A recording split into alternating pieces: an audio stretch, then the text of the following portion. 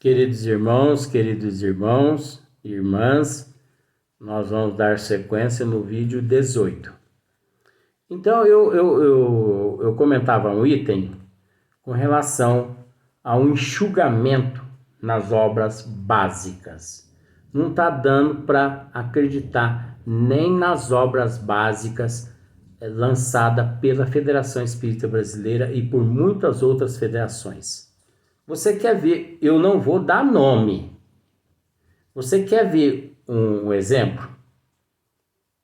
O Céu e Inferno, lançado pela Federação Espírita Brasileira, é um livro composto por 422 páginas.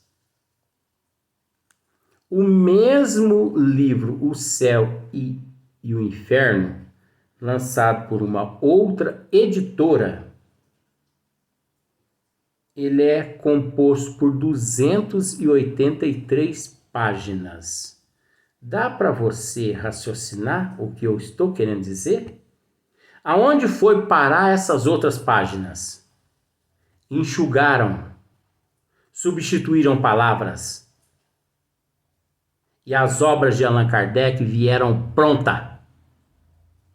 Ele as deixou pronta, não havendo necessidade de hipócrita, de charlatão, de mistificador, de anticristo, principalmente dentro da Federação Espírita Brasileira, permitir o que está acontecendo com as obras básicas de Allan Kardec.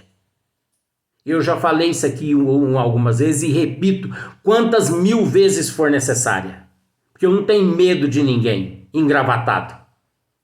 Eu tinha que ter medo de Deus e de Jesus, porque eu estou a serviço deles. De engravatado eu não tenho medo, não. Me diga se está certo. Agora, eu peguei um Céu e Inferno com 422 páginas de um tradutor mais ou menos bom, que é um livro de 1988. Os livros Céu e Inferno de hoje em dia não tem isso tudo de página da Federação Espírita Brasileira, não. Porque já foram enxugados. E dessas outras editoras aí que eles enxugam mais de 100 páginas. Aqui, ó, 283 páginas. Eu só não vou dizer o nome das editoras para que você estude, para que você chegue numa livraria, e analise quantas páginas tem certos livros da doutrina espírita, das obras básicas. Agora você é tonto. Sabe o que você é tonto? Você chega lá, você vai comprando livro por causa que a capa é bonita. E não tem ensinamento nenhum na capa. O ensinamento está no interior do livro, no conteúdo do livro. Mas você é tonto. É cego conduzindo cego, vai cair tudo no mesmo precipício. Aí depois vem eu que tenho coragem de falar, porque ninguém tem coragem de falar. E quando eu falo, eu ainda sou polêmico. Muitos que se dizem espírita, porque são pseudos, acham que eu sou um perturbado. Mas eu prefiro continuar perturbado e não abjurando o Cristo do que permanecer calado como muitos covardes. Diga-se, Luiz, pronto, você já disse.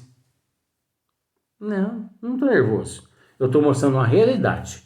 No entanto, eu pedi para que um amigo meu comprasse obras de Allan Kardec, as 5 obras de Allan Kardec, para mim, de 1975, que são mais ou menos confiáveis. Porque para me convencer tem que ser coisa confiável, mais ou menos confiável. Eu não vou acreditando em qualquer bazela que tem por aí não, sabe? Eu sou terrível nesse negócio de analisar. Eu bato o olho, eu já sei o que está escrito ali. Tá bom. Então vamos aqui. A Kardec fazendo pergunta de novo. Ai, Jesus. Ei, Kardec.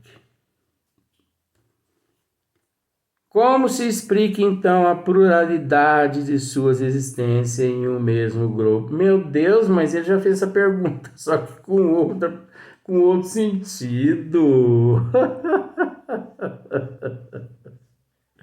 Tá bom, vamos, é Kardec, a gente ama Kardec. Mas só que o espírito também é mais esperto que ele. Sabendo que é a mesma pergunta, ele inverte a pergunta. É aí que a gente aprende. Nós temos que ficar muito atento a esse material didático, porque é Kardec com um material didático e é os bons espíritos com outro material didático. Eu costumo dizer que o livro dos espíritos é composto por 2 livros. Um é composto só de pergunta e o outro é composto só de resposta. Por isso que eu costumo dizer que o Evangelho, o livro dos espíritos, é o cérebro de Jesus. O Evangelho é o coração de Jesus. E tem que ser. Porque essas 2 obras é perfeita demais. Ai, ai, ai. Como se explica, então, a pluralidade de suas existências em um mesmo grupo? A pluralidade das existências, né? Várias vezes encarnou naquele grupo, a pluralidade. Resposta. De cada vez poderá ocupar posição diferente das anteriores e dessas posições se lhe deparam outras tantas ocasiões de adquirir experiência. Ah, é verdade. Me desculpe, Kardec. Uxi, meu Deus do céu. Sabe o que, gente? Porque eu não li. Eu não leio antes. Então, adquirir experiência. O que muitas pessoas não sabem, eu vou dizer agora. Nem sempre o homem reencarna para sempre no orbe terrestre como homem, tá?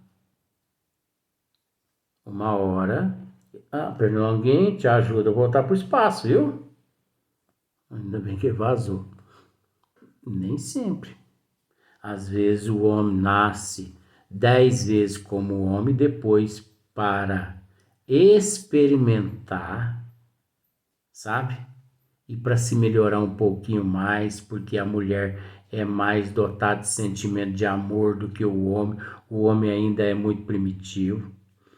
Ele pede para experimentar, isso aí não é nem expiação.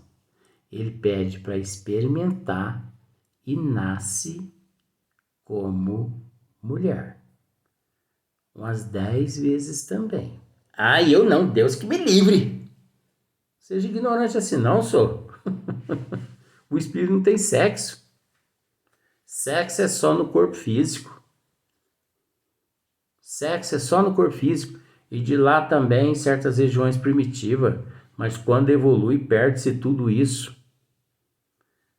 Então tem certas pessoas humildes, simples, que nascem pobre financeiramente, que fizeram, através da humildade, da aceitação, resignação, fizeram por onde nascer na próximas existências como rico financeiramente. Aí ele vai provar. Você sabe o que é provar? É o mesmo que fala assim, ó, põe um golinho só de café para mim aí. Aí vai provar.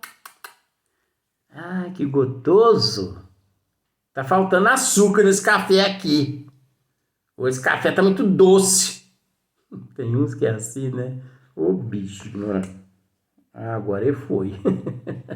Desencarnei um mosquito, um pernilongo aqui. Daqui a pouco os mentores espirituais vão estar aqui pegando a alma dele. É porque no corpo é alma, no plano espiritualidade ele é espírito. Você vai entender isso aí um dia. Então, ele reencarna várias vezes como rico. Então, esses que estão hoje embaixo dos viadutos, em vidas passadas eles tiveram a oportunidade de ser ricos financeiramente. Você entendeu? Às vezes não valorizaram. Ou às vezes eles foram tão ricos que agora eles estão pedindo para experimentar, para provar esse processo da pobreza financeira, de morar embaixo de viaduto, em favela, em casas de parafita. O importante é reencarnar e adquirir experiência, conhecimento, armazenar conhecimento na alma. Você entendeu? Tem uns que numa encarnação nasce como empregado. Sabe a sua patroa hoje? Na próxima, às vezes você vai ser patroa dela. Ou na anterior você foi patroa dela. Mas para adquirir experiência, para provar, nesta você está sendo funcionária dela e ela está sendo sua patroa. Então haja com resignação, com aceitação, com humildade. Sabe o empresário? Hoje, às vezes, ele foi dono de uma grande empresa, o qual você foi dono dessa empresa. E hoje você é funcionário dele. Você entendeu?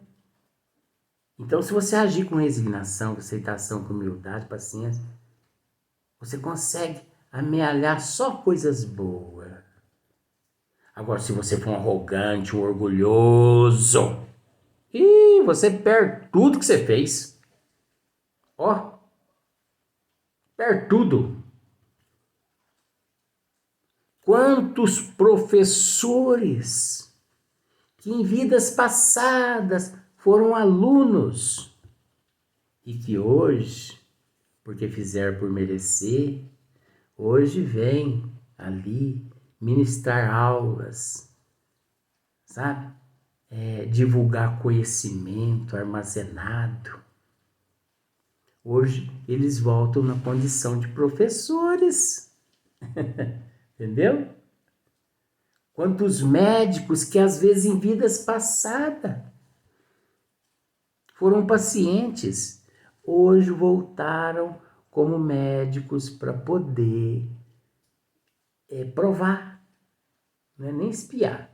Espiar são poucos, porque não existe, como se diz, bala perdida, e sim bala certeira. Então espiar é pouco, e sim provar, experimentar, para ajudar na evolução dele. Então, se ele agir com humildade, acende. Gente, mas é tanta coisa, vocês nem imaginam. Agora, isso é relativo. Por que é relativo?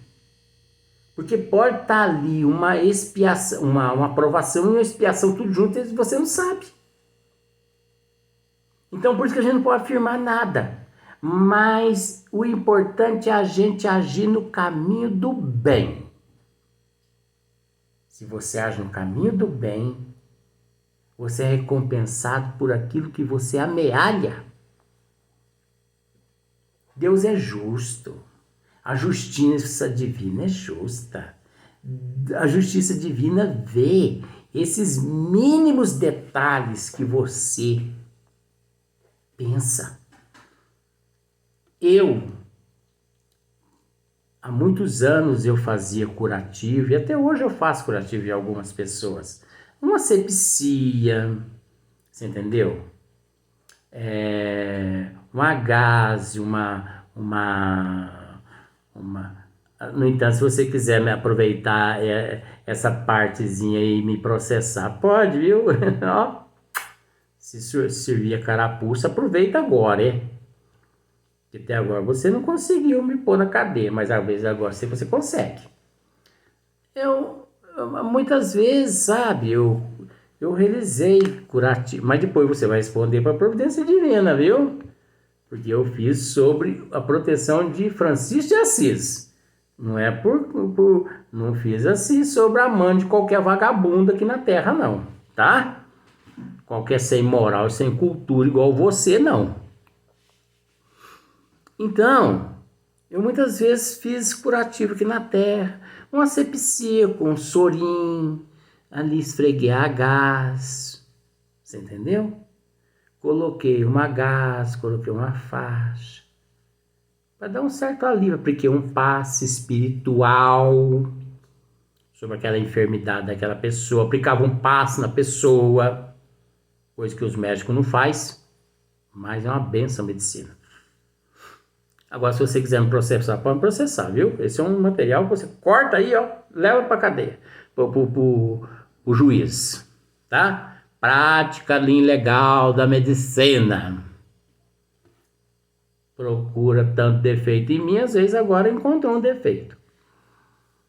Que eu confessei. Aí um dia eu pergunto, ó, desencarna outro aqui, deixa ele. Um dia eu perguntei para o mentor meu espiritual, para o professor, falei assim, professor, o senhor podia me dizer assim, por que eu realizo esse curativo nessas pessoas? Ele falou, mas é muito simples, meu filho. Você hoje nada mais está tentando curar nas pessoas as feridas nas quais as pessoas você mesmo as feriu.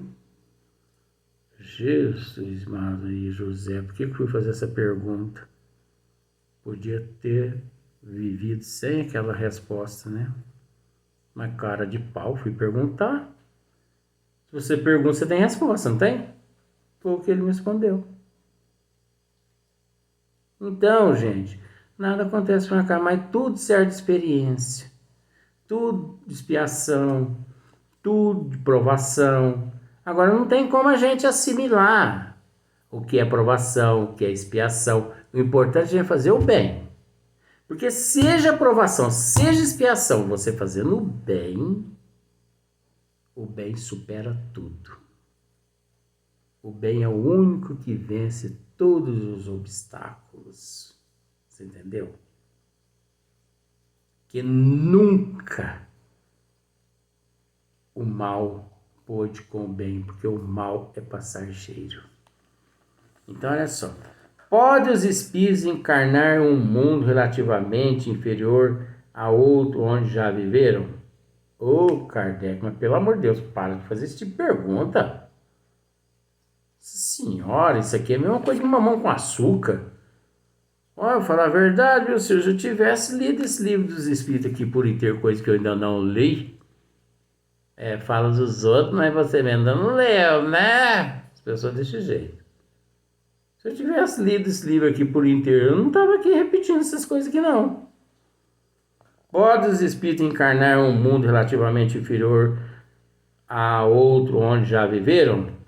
Sim, quando em missão com o objetivo de auxiliarem o progresso, caso em que aceite alegres as tribulações de tal existência, por lhes proporcionar meios de adiantarem.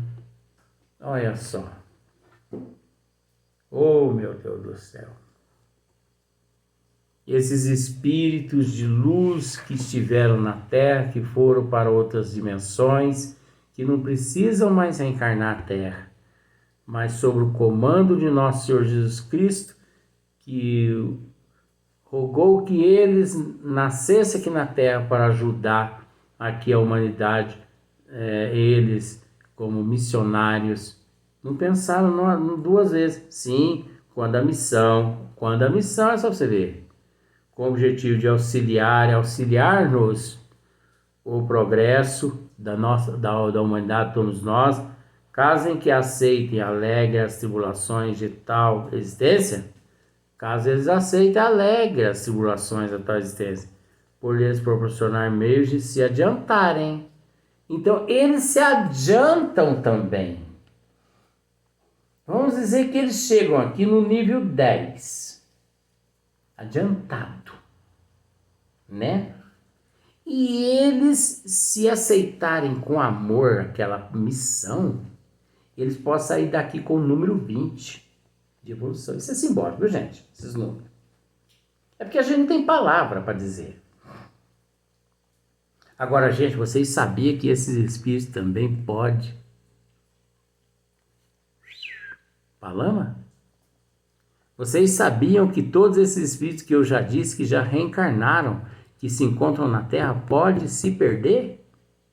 O único espírito que não se perde na Terra chama-se Nosso Senhor Jesus Cristo, que tem o controle pleno de todas as situações. O antes, o durante e o depois. Esse sim, nunca se perde. O resto, todos nós nos encontramos sujeitos a escorregar na casca da banana ou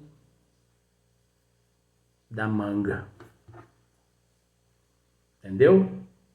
Porque você vai passando ali, ó, meio lerdo ali, não observa a casca da manga, tá ali, você mete o bumbum no chão. Então, se eu disser aqui para você que Emmanuel no corpo físico hoje está sujeito a se perder, você vai rir na minha cara. Mas porque você não está lendo o Livro dos Espíritos aqui, ó, na questão 178. Se esses espíritos todos, 80% dos apóstolos, Pitágoras, Sócrates, Platão, uma boa player dos espíritos de Leon Denis, você entendeu? Estão todos sujeitos a se perder. Porque viver no plano terra não é brincadeira, gente. Aqui nós nos perdemos através do egoísmo, do orgulho, da inveja, do ciúme e da avareza. E não tem um na face da terra que não detém um desses 5 monstros que dá vazão para outros monstros num espaço inigualável. Isso é psicologia, raciocínio. Por isso que nós devemos orar e vigiar, como nosso Senhor Jesus Cristo nos disse. Ficar atento. Você entendeu? Porque às vezes está tudo bem, mas de repente transborda tudo para nos testar, porque nós é que somos o alvo. Você tem que entender, queridos irmãos, que aqueles que já são copo das trevas, as trevas já os mantêm, mas eles fazem o possível para que aquelas pessoas cheguem para nos desestruturar, para nos testar se realmente nós somos aquilo que nós temos pensado que somos. Porque teoria, aliás, prática, teoria é muito fácil. O difícil é teoria, é prática, aliás. Teoria é uma coisa, prática é outra. E a gente vê 99% da humanidade, inclusive os espíritas, envolvido com teoria e não com a prática. Então você está em casa. De repente chega um parente na hora que você tem que ir à casa espírita. E aí? Vamos lembrar daquela passagem. Jesus se encontrava-se numa determinada região, de repente chegou os discípulos e disseram: Mestre, tua mãe e teus irmãos estão lá fora te esperando. O que ele falou? Quem é minha mãe e quem são meus irmãos? Senão aqueles que fazem a vontade do meu Pai. O que aconteceu? Eles tiveram que ficar lá fora esperando a Jesus terminar a pregação. O que eu estou querendo dizer com isso? Chegou o Papa na tua casa. Diga para ele assim: olha, nesse momento eu tenho um compromisso muito importante, inadiável. Das 7h30 às 8h30. 15 para as 8 eu prometo estar aqui para dar atenção a vocês. E se as pessoas emburrar com você, o problema é delas. O problema não é teu. Você entendeu? Olha, o que eu tenho sido massacrado por pessoas ingratas nesta cidade, o que eu tenho sido traído, o que eu tenho recebido de ingratidão, o que eu tenho recebido de familiares, vocês não imaginam. Mas eu não estou aqui na terra por essas pessoas. Eu estou aqui por nosso Senhor Jesus Cristo. Ah, mas não diz a doutrina espírita que a primeira caridade começa no lar? Isso é psicologia, gente. Onde é o nosso lar? No planeta onde nós nos encontramos. Aqueles os quais nós temos dentro de casa, se não demonstraram afetos por você até aquele dado momento, é porque são algozes, são inimigos teus de vidas passadas que recebem influências das trevas para poder te desviar do caminho. Então você tem que ser mais esperto que eles e seguir o teu rumo na direção de Deus e de Jesus e deixá-los para trás na condição de Bezerra de Menezes e hoje Barçanufo. Você acha que esses espíritos evoluídos se detêm onde nós nos detemos? Você acha que eu vou me deter onde a minha família se detém? Você acha que eu vou me deter onde esses meus inimigos, que se diz meus inimigos, se detêm? Eles que vão catar coquinho na ladeira.